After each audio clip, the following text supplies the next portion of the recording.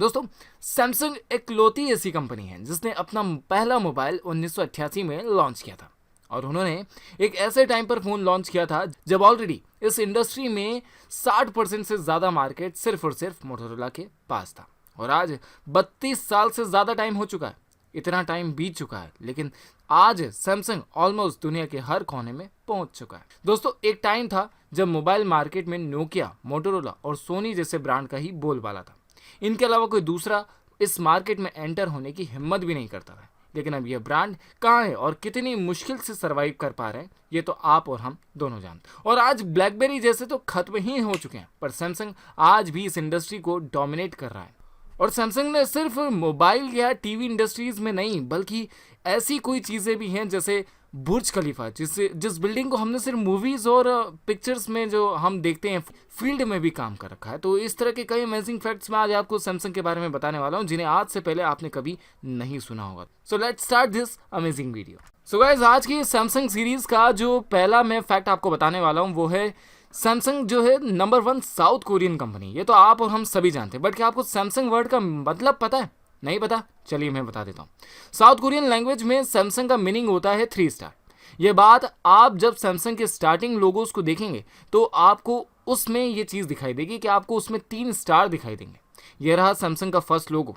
ये पूरा का पूरा एक पोस्टर जैसा दिख रहा है, लेकिन यह 1960 का लोगो आपके सामने है और यह आपके सामने 1980 का। इन तीनों में आपको 3 स्टार हाईलाइट हो रहे हैं।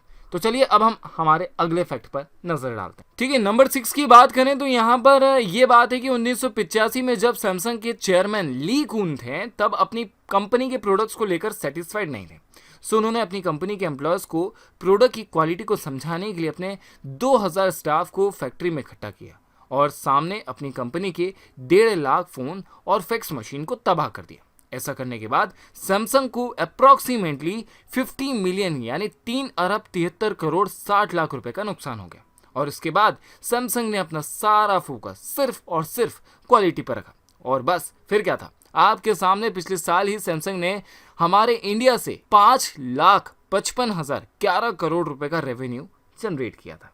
नंबर 5 का फैक्ट बताता है कि सैमसंग कंपनी आज से लगभग 80 साल पहले स्टार्ट हुई थी। उसमें सिर्फ 40 लोग काम किया करते थे, जहां पर वे सिर्फ ग्रोसरीज और नूडल्स जैसी छोटी छोटी चीज़ों का बिजनेस किया करते थे।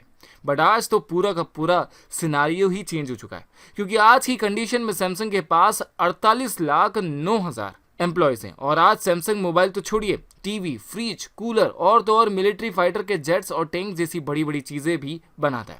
और बुर्ज खलीफा तो आप जानते ही हैं, साउथ कोरिया की टोटल जीडीपी में 70% रेवेन्यू तो सिर्फ सैमसंग का ही होता है, जो कि उस देश की टोटल जीडीपी का एक बहुत बड़ा पार्ट है। नंबर 4, शायद ही कोई स्मार्टफोन यूजर आईफोन के बारे में नहीं जानता होगा, और हम सभी लोगों में अभी तक यही मिथ बना हुआ है कि एप्पल अपने आईफोन की सारी चीजें खुद ही मैन्युफैक्चर करता है। बट हकीकत तो यह है कि आईफोन के डिस्प्ले, रैम दोनों ही सैमसंग मैन्युफैक्चर करता है। इट मीन्स आपने आईफोन में अब तक जितने भी डिस्प्ले देखे हैं वो सारे सैमसंग के द्वारा प्रोवाइड किए गए हैं।